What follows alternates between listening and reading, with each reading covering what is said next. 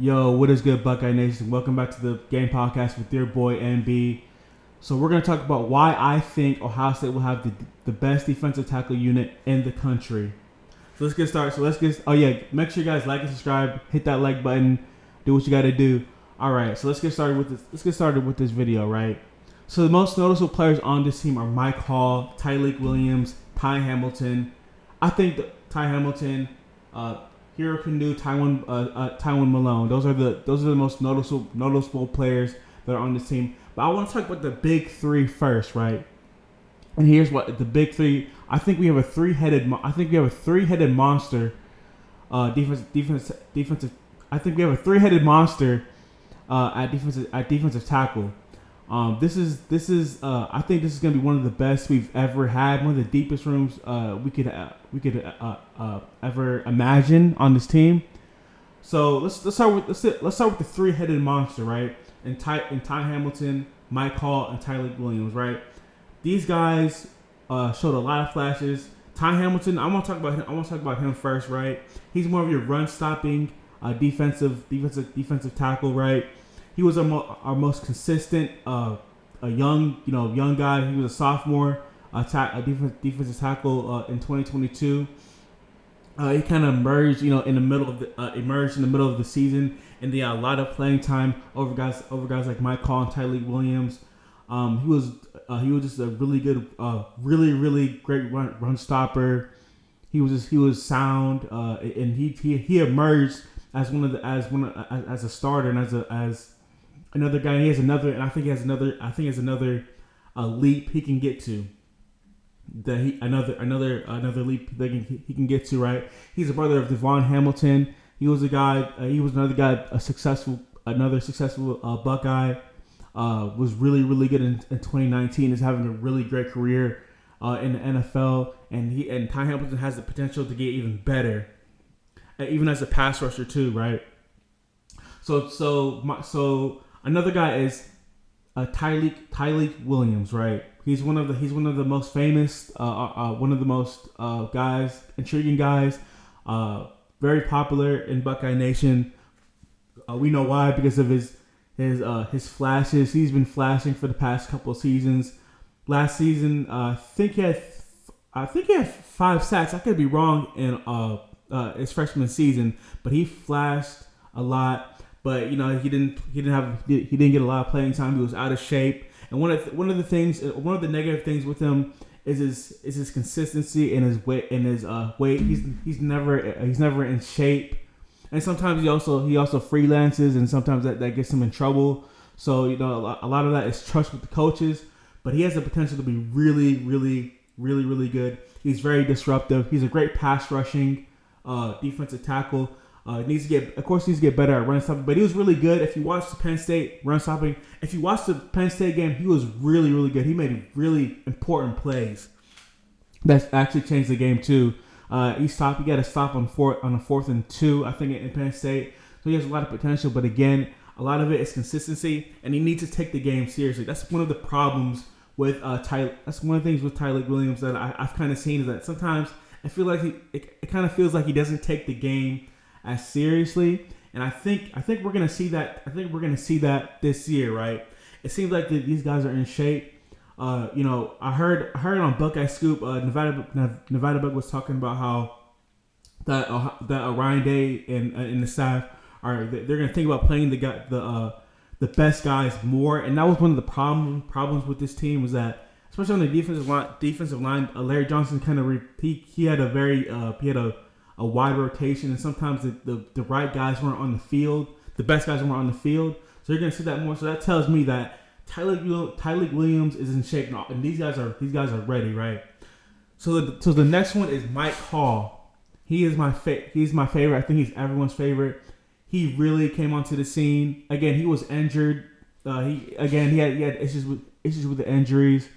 Also, he kind of freelanced a bit too, but he was explosive and he was disruptive. I mean, what he did in the Notre game was amazing. Of course, early in the season, and he's I think he could be our most disruptive defensive tackle in 2020 in its upcoming season. I think he has the most potential. I think he has the potential to be a first round pick. He has that level of ability. He's an insane pass rusher. Still can get better at run stopping, but he's really good at it too. But he causes a lot of havoc. With this, to the opponents, right? To the opponent's offensive line. So he's a really, just a really intriguing player, and I think he's gonna have an insane season.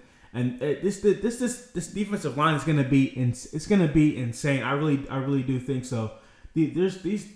All these guys are gonna be drafted. I guarantee you, right? I guarantee you it. Are they gonna be first round picks? No, but I do think I do think Mike Hall has the potential to be that. Tyleik could be like an early second round pick, and he might be more in that third or fourth round, but that's still going to be a good value for him. I think he's going to be a contributing player in the NFL. But these guys are going to be drafted. That was one of the issues, right? We had two guys that had hella playing time, but they didn't get drafted, right? They didn't get drafted. You know what happened? They weren't as explosive. They weren't disruptive, and you kind of saw what happened at the end of the year, right? So let's get into the other guys. Let's start with Tywone Malone, right? Now, he's a guy that came in this summer. He's a very intriguing prospect. He was a guy that Ohio State wanted before, but he wanted to play baseball and football, be a multi-sport athlete, and that's one of the things with him. He's a great athlete, right? I mean, this guy. He chose to go to Ole Miss, and then of course he's transferred at Ohio State. But this guy is an intriguing prospect, right? I mean, I was watching his highlights the other day, right, for the first time. He was playing receiver. This guy was playing receiver. Now, of course, he's not really a real receiver, but he was running routes. He was running a 9 route, had an out route on a fake kick. This guy is extremely athletic. Of course, he played baseball. This guy has quick feet. If you watch the summer, there's a summer highlight of him. He was he's very quick feet and very explosive. I don't know if he's gonna play, but what I've heard that he's been very dominant. He said that he's been very dominant. So it's gonna be very intriguing if he's gonna play. But he's a very intriguing prospect. He has to put it together. He's focusing on defense now. He's not doing any baseball or any type of sport. So this is gonna be so it's gonna be really intriguing.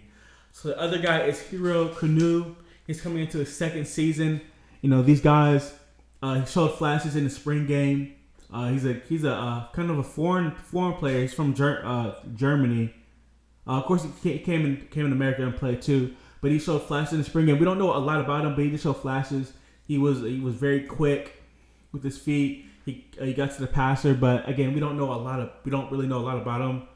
But he did show some flashes. And then we have Caden Curry. I know he's probably not gonna be. He's more of a tweener. And he's probably gonna play more to defensive end. But I put Caden Curry in here because he could kind of be that smaller defensive tackle. He could be more of that in a pass rushing scenario.